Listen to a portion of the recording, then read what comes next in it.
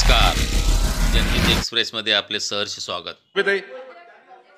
अध्यक्ष महोदय, माझा मंत्री महोदयांना स्पेसिफिक प्रश्न आहे की ह्या असे जे बिल्डर नायगावमध्ये 90% इमारती अशा आहेत ज्यांना ओसी न देता बिल्डर पळालेले आहेत, तर अशा बिल्डरना महानगरपालिका काळी यादी तयार करून त्या काळ्या यादीमध्ये टाकणार का आणि सगळ्या महानगरपालिकांमध्ये ती यादी वितरित करणार का? कारण काय होतं, वसई विरार महानगरपालिकेमध्ये काम केलं, तिकडे ओसी न घेतली पळाले, मुंबईमध्ये काम केलं, मग ठाण्यामध्ये काम केलं, अशा प्रकारे सगळीकडे हे बिल्डर लोकांना फसवतात, ओसी न घेतात। त्यामुळे ती काळी यादी करणार का आणि ती यादी सगळ्या महानगरपालिकेमध्ये वितरित करणार का आणि जोपर्यंत ते ओसी घेत नाही तोपर्यंत त्यांना परमिशन देणार का?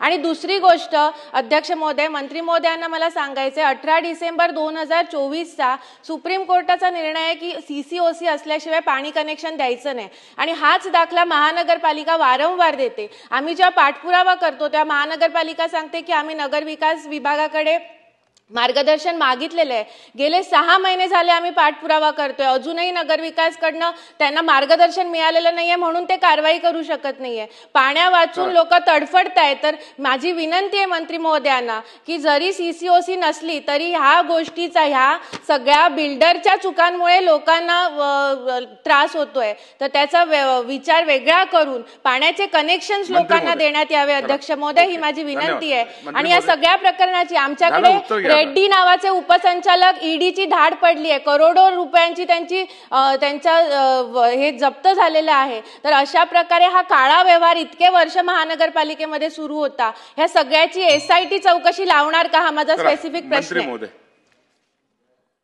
सदस्यांनी आता जे विचारलं त्याचा थोडा स्कोप बाहेरचा आहे, तरी त्याची एक माहिती घेऊन आम्ही निश्चित त्याच्यावर कारवाई करू।